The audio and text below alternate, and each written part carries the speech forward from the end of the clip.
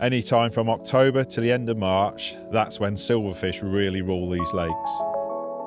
Forget the temperamental carp, this is all about catching skimmers, roach, and it's just pure winter fishing, trying to get bites. As long as you keep putting something in the net, you're going to be there or thereabouts in a match. Quiet banks, cold mornings, and the kind of fishing that really sharpens your instincts. If you can get your head around catching commercial silvers in the winter, you can master anything.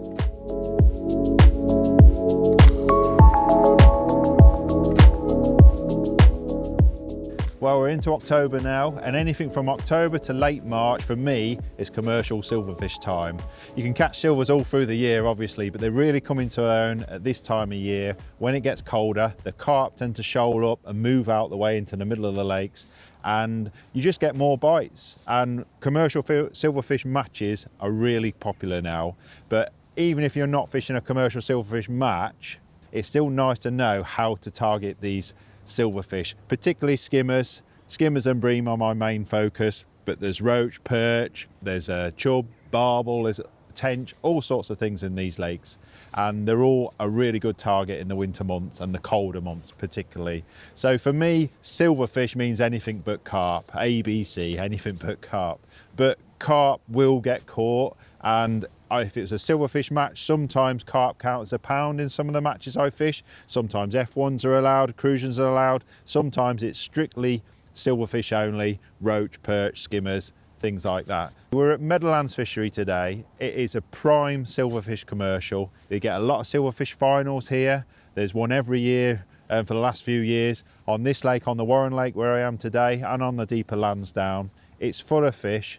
And for me, it's targeting skimmers that becomes the main focus for me. And if you can sort of master the skimmers at this place, you'll go a long way in your future sessions. So we move on to what is a realistic target at a place like this. Now, whilst it's mild, you could be after 20, 30, 40 pound, even 50 pound of silverfish. As it gets colder, 10 pound is more realistic, maybe 20 pound. So you've got to consider what you're going to be catching. And for me, to do the best weight possible, I think bream and skimmers are the way to go. There's loads of roach in this lake and loads of lakes like this, but I think it's harder to catch 10 or 20 pound of roach, whereas you get a lot less bites targeting the bream and skimmers and do a bigger weight. You can do 20, 30, 40 pound of skimmers. It's hard to catch 40 pound of roach. So that's what we're going to be focusing on today. My sort of thinking and ways to catch predominantly bream and skimmers, but we will catch roach, we will catch perch, we might catch a tench, but they're all bonus fish, they're incidental fish. It's the bream and skimmers that I like to target in the winter months. So we've got nice open water in front of us today, and where to fish is obviously a key part. So I like to fish a long swim and a short swim. In fact, I like to fish 2 long swims and 2 short swims, but I'll move on to that a bit later on. For skimmers, because they're going to be hopefully sort of 12 ounce, a pound plus, you know, anything up to sort of 3 pound in a lake like this, I don't mind having to wait for bites. And so fishing long for those makes sense because they're going to be backed out into the middle of the lake a little bit more. The lake's going to get clearer as it gets colder, and those better fish are going to be further away from the bank. But if I have to target roach, then the closer I can catch them, the better, because I'm going to have to catch a lot more roach to equal a skimmer. So generally, short for roach, long for skimmers. That's my approach generally. And I try not to fish more than 14 metres. I'm going to fish 13 metres today. If I can fish 13 metres, happy days, because everything's a lot more comfortable. So a couple of 30-metre lines, a couple of sort of 6-7 metre lines, and that's all we need. You could fish down the edge, but as it gets clearer, less and less fish down the edge these days. And to be honest, most of my approach will be too short and too long. Now, I'm guilty of bringing lots of baits to a match or a session like this. All sorts of things will be on my side tray, but if I had to just pick 3, it would be maggots, worms and pellets in that order. Maggots by far the safest option. I'd bring live and dead maggots, usually just red maggots. Probably a quarter to half a pint of dead maggots is absolutely ample, and maybe a pint of red maggots, live maggots. they're the safest options, especially when it gets extra cold. If I could just bring one bait, it'd be maggots. But sometimes they're not quite selective enough and you will catch a lot of smaller fish. So if I want to be a bit more selective, then Dendrobina worms. Probably 1/4 to 1/2 kilo is ample in winter. And finely mince them up, and that much worm will go a long way. You'll be really surprised. The beauty of worms, it does pick out better quality fish.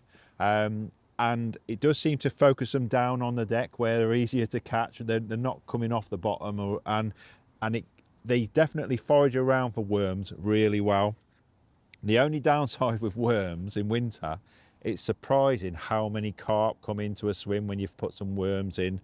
And it's made me think maybe we should fish worms in winter for carp a bit more, because on a day like today, there might be a problem fishing worms because carp just home in on them a bit too readily. So you've got to bear that in mind. You've got to bear, if you're just fishing for skimmers and roach and things, then worms are brilliant. But if there's a large head of carp, you might be plagued by them all day as well. And then the other option for me is pellets, softened 2 mils and some 4 mils and 2 mil expanders. That's all you really need, really. And that, I mean, I've got way too many expanders there, but that amount of micros would last a winter session, no problem at all. And with a little bit of ground bait as well. So, but those three together, when it's good, it's hard to beat pellets, but you need conditions to be right. Generally those milder days, and when the lake's nice and calm and it's not too windy and it's not towing too hard, they're pellet days for me. If conditions are less favourable, which they typically are in the winter, there's a lot of tow, wet weather, wind, everything like that, then maggots and worms are much better. You just get better bites on those baits, they hang on to those baits better, and it's hard to present a pellet properly. So I've just learned over the years that pellets work well in good conditions, flat conditions, worms and maggots when conditions are a little bit less favourable, and they're safer options as well. So if you just want to catch a big weight of skimmers on a good day, it is hard to beat pellets, but generally maggots and worms are safer options and they'll catch you everything. You'll also catch your bonus perch and tench and things like that you might not see on the pellets. So yeah, they're my options, and I never know which one it's going to be right on the day. I can come here today and I wouldn't know in advance what bait's going to be best. So I'll try all three. That's why I like to have a couple of swims, and I'll feed them differently. And at different parts of the day, you'll find pellets might work really well early, worms might work well mid-session, and right to the end I might have to fish maggots. So, but you never quite know. So have all those options at your disposal, and yeah, and it's up to you on the day. That's half the fun, trying to work out what's best for those fish.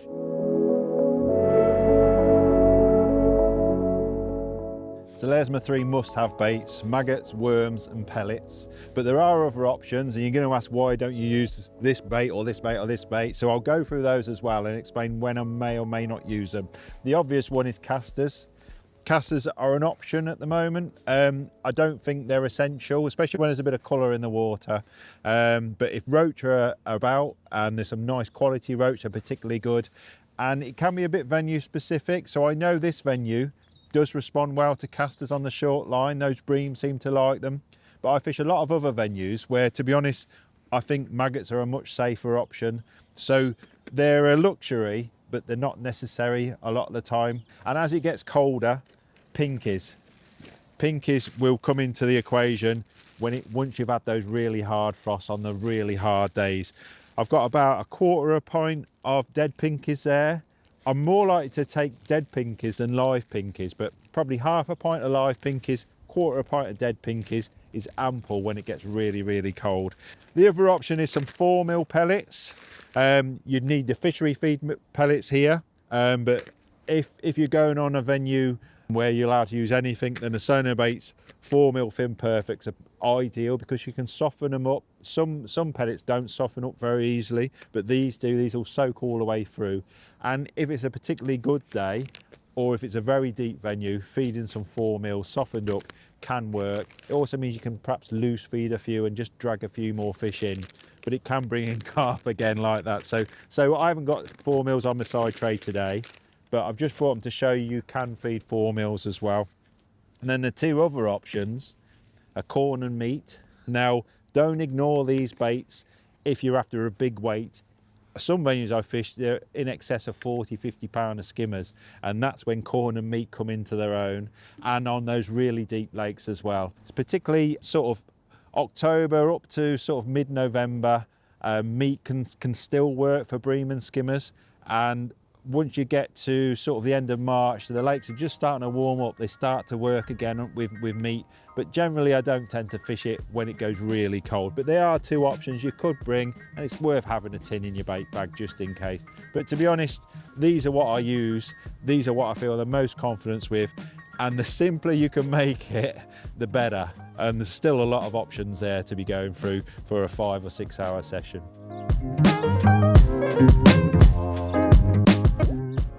Well, ground bait plays an absolutely crucial role in the way I target these fish, and I use a few mixes. I do use a bit of Supercrush Green sometimes and Supercrush Expander sometimes, but the 2 I use by far the most are F1 and Thatchers. And generally, especially at this time of year when there's still a little bit of colour in the water, I just go with the original, the natural brown, and more and more I seem to just go down the brown route, maybe using the green. I don't tend to use dark so much unless it goes really clear and really, really difficult. But I've got a lot of faith in the natural brown varieties. I think quality fish are happy to sit over them. If you're after really shy, timid, smaller fish, then a darker mix can help. But I do think the fish do home in on a lighter mix sometimes, so don't think you have to use black or green or dark mixes in the winter. Natural brown can be really good as well. But probably 2/3 F1 to 1/3 of Thatchers is a good ratio to start with. Basically, the F1 is light and fluffy and not too filling. It's not got loads of feed in there, so you can get away with feeding quite a bit of F1 original. It's the Thatchers that's got all the potency. It's very very fish mealy, very high quality fish meals in this, so it's strong and potent, and it's also a bit stickier. So if there's a lot of tow on the lake, or if the lake's a little bit deeper, I do err on the side of adding a bit more Thatchers as well. It just gives it that little bit of kick, and it just seems to be a really good combo. Now, you don't need loads. I've got a little bowl here, and normally that's sort of half full of ground bait, and that's ample for a winter session. And I just mix it up, sort of on the damp side to begin with, on a sort of dry to damp side. You must use a riddle. You must riddle it and get all those lumps out, although they're not lumpy mixes anyway, but it just helps it break down nicely. I put it on my side tray like in this consistency, and I store it in my any I'm not using in my bowl at this consistency, but then I wet it up a lot further as I go. I'll studge it up and get it nice and heavy and damp and wet so it goes down. But this is a consistency I like to get it to, nice and damp, fully absorbed water, so it all goes down, but then I will wet it up further as the session progresses. But yeah, they're my mixes, Thatchers and F1 original. You won't go far wrong with those 2. So that's my neat ground bait. I've always got a tub of neat ground bait on my side tray, but what I like to do is have 2 working mixes. That's if I am going to go down a pellet route and a worm and maggot route. So I've basically got 2 mixes with each options. So starting with the pellets first, basically that's just 50-50 ground bait and micro pellets. That's it. So, and you can alter the ratios. So I've got a small amount there, but to be honest, that'll last me a couple of hours easily the way I feed it. But yeah, just damp it up a little bit more on the stodgy side, but sort of 50-50 balls of ground bait and micros. If I'm fishing pellets, that's how I generally like to feed. Sometimes just micro pellets on their own can be good, but generally these skimmers in particular do like a little bit of ground bait. So that's my pellet mix. And then my other mix, same ground bait again, but I just add some dead maggots and some finely minced worm to it as well. And again, not a large amount. I'll probably put 1 big ball in on a couple of lines at the start, and then subsequent balls, probably, you know, little nuggets like that is ample, just with a few dead maggots, a few little bits of worm, and excuse the geese. And yeah, so that's my other mix. but then I can just sort of add to it. If I think, oh, I think worms are a bit better, I'll add a few more worms and I'll start cutting the maggots out. So it's nice to have that little working mix. You could put a few micros in there as well. This sort of mix is a bit more of a bit of everything mix, as opposed to my sort of pellet mix as well. But I have 2 little tubs. Don't do it all at once, just do enough for an hour or two. I know I'm going to feed at the start, so I'm probably going to put, you know, 1 nice big ball in at the start, short and long, and then I've still got enough for an hour's worth or maybe 2 hours of just little nuggets. So that's it. And the other essential thing to have on your side tray is a little tub of water. Now obviously just to keep your hands dry and stop your pole getting all clogged up, but also to alter the consistency of your mix. I leave this on the damp, fluffy side, but I will add water to stodge it up as I go along. And sometimes you want it really sloppy, sometimes you want it just heavy enough just to go down and break up. But a little tub of water, absolutely essential on your side tray. And of course a towel.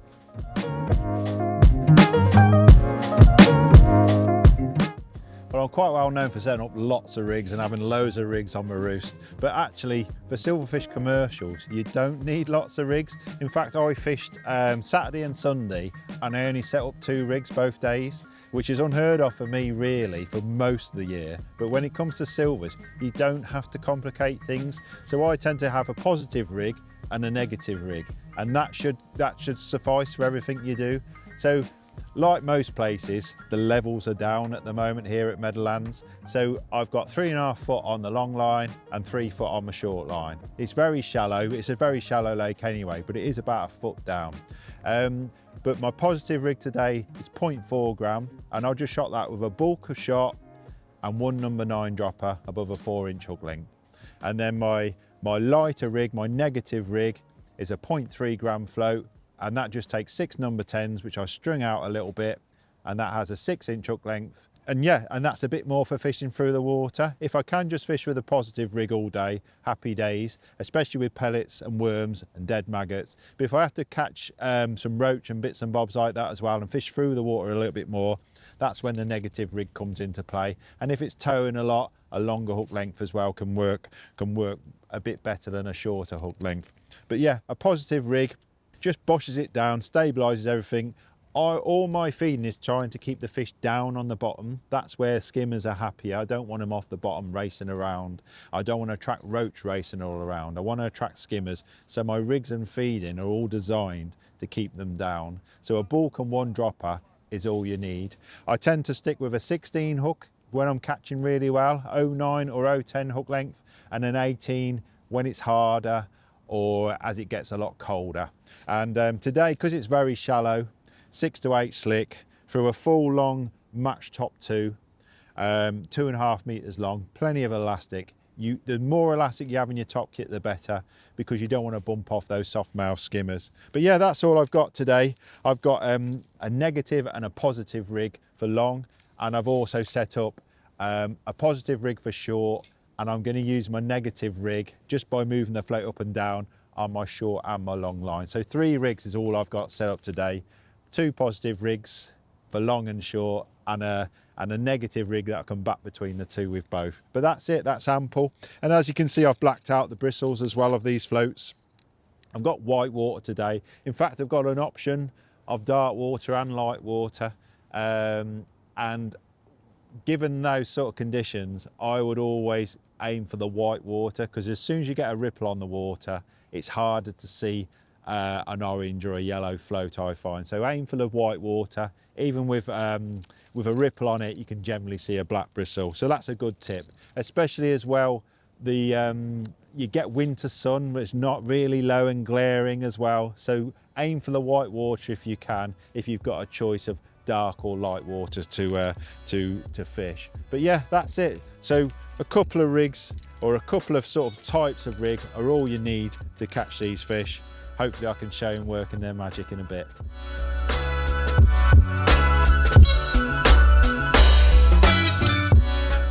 Right, let's feed our swims. I'm going to start off on pellet short, so that's a swim I'm going to feed first. All I'm going to do is I've got the medium flexi toss spot on for the initial feed, then I will swap to the mini one. I'm just going to put I know there's not much tow, I've just tested it, so I'm just going to put a loose squeeze on top of that, on top of the medium pot. I'm going to feed that to my left. I'm going to keep my 2 pellet swims to the left, and I'm going to feed 2 maggoty worm swims to the right, just so I can remember which one's left and which one's right. But yeah, this is a swim I'll start off on. So I always feed that one first, and that was just a little gap there in that tree. Just touch it on the surface, boom, straight down. It's only a small amount, but that's all I feel I need to feed to start with especially with the pellet swim. Now my maggots and worms swim, I tend to be a bit more positive at the start, and I have to think what sort of weight am I after, and I don't know today, so I'm just going to put one ball in, sort of I don't know, a nice Satsuma, not quite a tennis ball size, but on the short line, and I'll probably put 1 or 2 on the long line. But that's ample. That's absolutely ample. So that's level with that pellet there. Pop that in. That should go straight down. And then, yeah, we'll pop the same amount on my 13 metre swim. And what I'm going to do is just put a little bit of loose ground bit on top as well. I just find it really works and helps pull in some skimmers. So 1 ball long there. And then we'll feed 30 metres to the left with a medium toss spot of pellets. And then we'll be ready. That's it. That's all I'm going to do. If I was expecting a really big weight, then I might, now where was I plumbing up with that? Oh, that was it there, just there. Yeah, if I was expecting a really big weight, but if I knew it was a venue where the fish don't particularly like feed on the head, then I might put 3 or 4 pots on one line and leave it and never feed again. But I know this is a venue where I can keep feeding, and they generally do like a little bit of feed. But there's an odd venue I know where topping up on top of skimmers is a kiss of death. So if you have a left and a right swim, you can try it. You can feed really positively on one and never feed it again. And then you can just feed little amounts with a little toss pot on the other swim and back between the two. And sometimes that swim you've just fed at the start positively will come good in the last couple of hours. So it's just, you know, that's why I like to have 2 long, 2 short swims. I can try things. I can try feeding one positively, one negatively. I can try one with pellets, one with worms and maggots. I can try all those little things.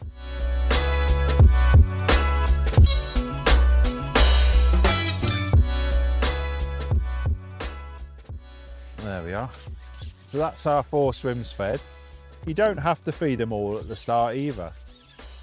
But for the purpose of today, I am. Sometimes I'll leave one of the swims unfed, and but I'll have it marked or earmarked or plumbed up ready. So, but yeah, just give yourself options and see. Hopefully we'll be into skimmers from the off. There's every chance we might catch a carp or 2 early as well. So, but they tend to back off pretty quickly. But we might have a peg full of carp because we have got the lake to ourselves today. Sometimes it's a good thing, sometimes it's a bad thing. We'll see, we'll see. But I obviously don't mind catching a carp or 2 today because they're lovely fish. In fact, I'm not going to feed just yet. There's enough from that initial amount. That's the thing you've got to refrain from feeding all the time. If I was catching carp or skimmers or fishing for carp, sorry, if I was fishing for F1s and carp, I'd be feeding every single chuck. But for skimmers, don't feed every chuck. Try and catch 2 or 3 before you feed again. They don't always want bait on their heads. You don't have to feed every single drop for skimmers. So let's just see. Let's just see if we can catch one straight away. It might take 10 minutes, might take half an hour. You just never know at this place.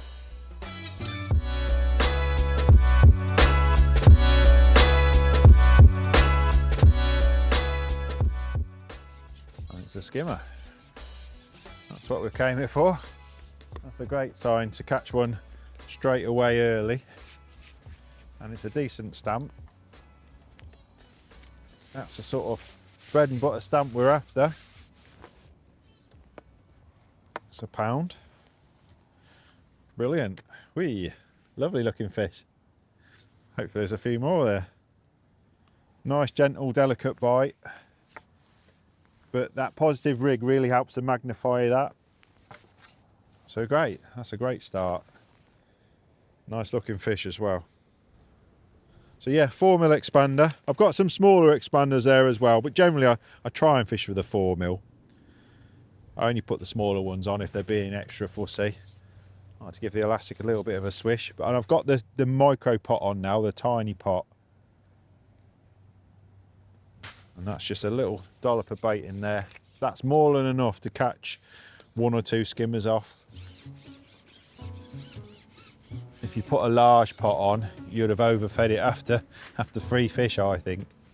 Just little and often, just little nuggets. I tend to be a bit more positive with the maggot and worm swim. But certainly for the pellets, less is more. So far, so good. Another decent stamp skimmer. They are what we were after. We'll probably have to feed every couple of fish. Might be a day we have to feed every fish or every 3rd fish. We just don't know. They're the things you've got to work out, and they're the things that come with a bit of experience or a little bit of time on the bank, really. Yeah, some days you could just be on these smaller ones and you just got to catch these as fast as you can. Whereas next door might be catching £1, £2 fish. There's not a lot you can do about it in my experience. You just, you can try different hook baits and different ways of feeding, but generally that's just the way it is. Some pegs will yield a better overall stamp of fish than another peg. But definitely at this venue, and quite a lot of venues I know, that last hour, the big ones suddenly show on this short line out of the blue, as if by magic. A bit like carp when they come down the edge in the summer. The big skimmers can really show short.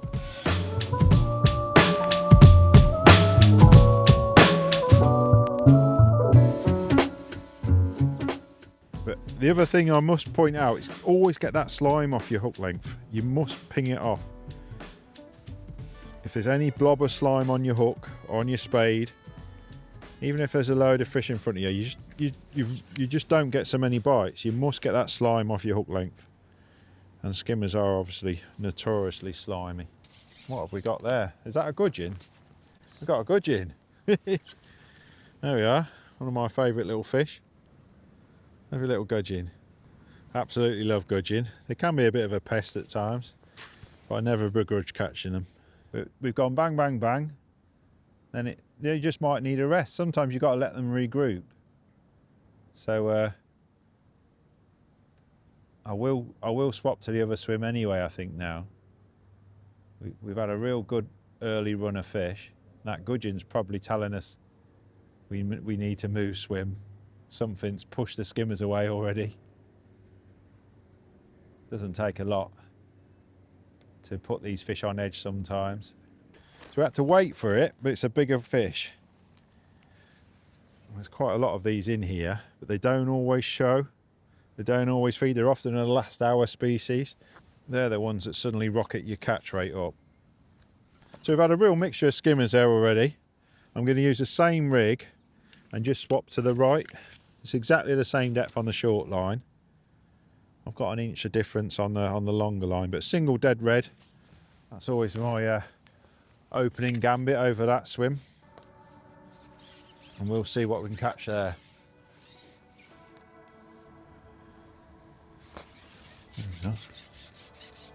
Another skimmer. It's an awesome skimmer venue, this, but you never know.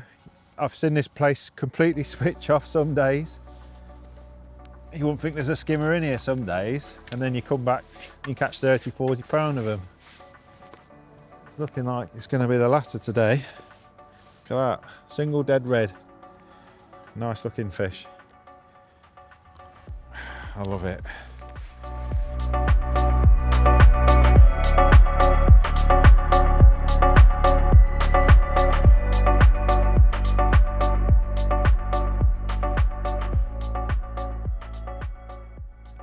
Yeah, and whilst it's like this, I'll just keep everything going in via a pot. I'm not throwing anything. I'm not loose feeding or catapulting. In my experience, that can send the fish a little bit crazy, and it also brings in roach and carp. And if there's no F1s in this place, but a lot of venues I fish there's F1s as well, and that tends to bring in F1s.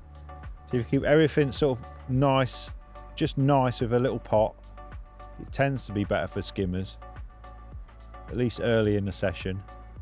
But if I need to, you know, rev things up or drag a few fish in, then I might start throwing some bait or catapulting.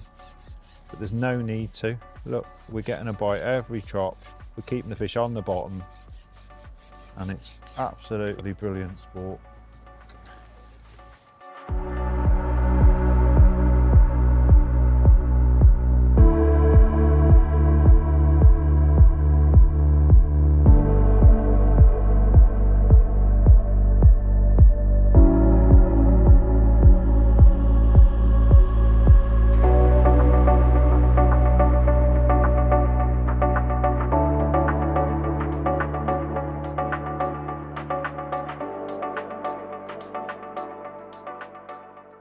Well, we've had a blistering run of sport on the short line. I think the maggots have been marginally better sized fish, but I have had a few roach and a few perch on that. But I've definitely had my best 2 fish off that line as well. But pellets have been good as well. I've hooked 1 carp, that's all. Didn't stay on for long. So it's been brilliant though. So, skimmers of all sorts of sizes, but we have had some nice browner ones, bronzier ones. So I've topped up my long lines once, just to keep something in the area. Just because I was catching short so well, I thought I'll just top up, just with a little palmful of bait on each spot. So let's just see what we can catch on these longer lines. It's fair to say Meadowlands has been a brilliant lake today, or a brilliant venue should I say. This is the Warren Pool. The adjacent Lambsdown is much deeper and just as good if not better. It's a little one. So this is the sort of thing I'll be looking at. I'll be looking at the general size of the fish. You know, if they're bigger, shorter, there's no point fishing longer for smaller skimmers. But it depends how long you're waiting for bites. And all of a sudden you might get a couple of carp gate crash the party closer in, and you've got to go long for a little bit till they resettle. Later in the day, that short line could just be carp soup, especially in the last sort of hour. So it's nice to have other places to go. Don't put all your eggs in one basket, don't fish just one swim. But yeah, we've stuck to the positive rig all session as well. I've not had to put that negative strung out rig with a longer hook length on. It's just not been necessary. The more positive I can fish, the better. So I've kept with a 16 hook, 09 or 010 hook length. Just a bulk and 1 dropper, 4-inch hook length. And it's just been fabulous sport. And, you know, it could get even better than this as it gets colder. You're going to have some hard days when it gets cold and frosty. You might wait an hour for them to start feeding, but then once they all start feeding, happy days, because there's loads of these skimmers in all these venues up and down the country, and they're just waiting there to be caught. I'm just weighing up now, you know, how fast they're coming and what the overall size is. That's it, and we're just maximising our time, but keeping all 4 swims ticking over. I think that's the way to keep the bites coming. Keeps you busy, keeps you warm when it gets cold. So yeah, they've been smaller fish, simple as that. They've definitely been smaller fish on that longer line. We'll catch a few more. I'm going to top up that pellet line this time. Just a little nugget this time. And then I think we'll just drop short, because that's definitely where it's at today, and it's obviously easier, quicker, more comfortable. We've got two short lines to back between, and hopefully moving into that last hour, a few more of those lovely bronze ones will decide to have a feed. Yeah, let's just catch a couple more fish here. Whee, there's a jumper. Right on cue. First, well, a nice one as well. Much bigger than the 13 metres fish. Oh yeah. Best fish of the day. Well, there we are, absolute awesome day's fishing, catching loads of skimmers up to £2. Places like this at Meadowlands Fishery, just waiting for fish to be caught, and simple tactics really as well. I've not picked up a catapult, I've not thrown anything, I've just used a little pot all day, caught a few on pellets, few on maggots, few on bits of worm. Very simple tactics, but very effective tactics. Anything from October right to the end of March, it's prime time for catching netfuls of fish like this. So go out there and give it a go.